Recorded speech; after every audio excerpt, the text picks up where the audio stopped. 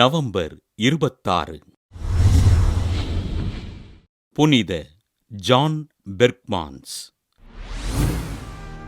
Belgium நாட்டிலுள்ள டயஸ்ட் பகுதியில் வாழ்ந்த ஜான் சார்லஸ் எலிசபெத் பெற்றோருக்கு கிபி 1599 ஆண்டு பிறந்தார். ஜான் பெர்க்மான்ஸ் சிறுவயது முதல் இறை பக்தியிலும் ஞானத்திலும் சிறந்து விளங்கிய இவர் மெக்கலன் பகுதியில் இருந்த இயேசு சபை கல்லூரியில் சேர்ந்து கல்வி பயின்றார். மரியன்னையிடமும் நற்கருணை ஆண்டவரிடமும் மிகுந்த பக்தியோடு இருந்த பெர்க்மான்ஸ் வெள்ளிக்கிழமைகளில் சிலுவைப் பாதை ஜெபித்து வெறும் கால்களோடு நடந்து சென்றார். தன்னை குருவாக இறைவனுக்கு அர்ப்பணிக்க விரும்பிய இவர் கிபி 1616 ஆண்டு மெக்கலனிலிருந்த இயேசு சபை துறவு மடத்தில் சேர்ந்து 1618 ஆண்டு தன் முதல் வார்த்தை பாட்டினை அளித்தார்.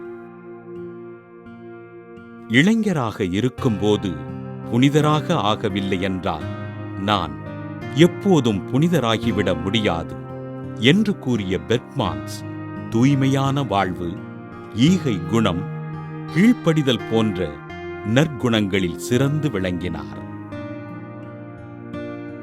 புனித அலோசியஸ் கொன்சகாவின் கருத்துக்களை பின்பற்றி வாழ்ந்த அருட்சகோதரர் பெர்க்மான்ஸ் கிபி 1621 ஆண்டு ரோமைக்குச் சென்று தன் மெய்யியல் கல்வியினை கற்றார். கிரேக்க கல்லூரியில் மெய்யியல் சார்ந்த விவாதங்களை மிக தெளிவாக விவாதித்து அனைவரின் கவனத்தினையும் ஈர்த்த பெர்க்மான்ஸ் கிபி 1621 ஆண்டு ஆகஸ்ட் 13 நாள் பிளேக் நோயினால் பாதிக்கப்பட்டு விண்ணகம் சென்றார்.